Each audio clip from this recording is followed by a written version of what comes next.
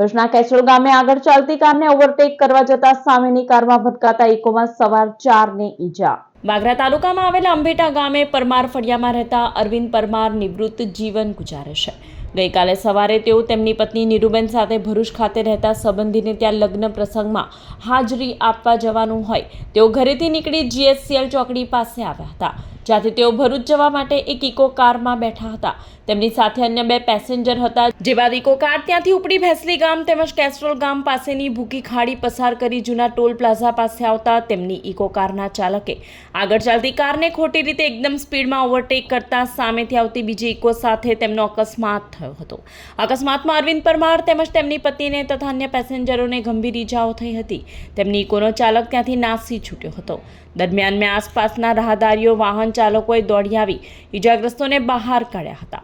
ઉપરાંત 108માં જાણ કરતા તેમની એમ્બ્યુલન્સ આવી પહોંચતા ઈજાગ્રસ્તોને તાત્કાલિક ભરૂચની ખાનગી હોસ્પિટલમાં ખસેડવામાં આવ્યા હતા। બનાવ સંદર્ભે ભરૂચ તાલુકા પોલીસે ગુનો નોંધી આગળની કાર્યવાહી હાથ ધરી છે।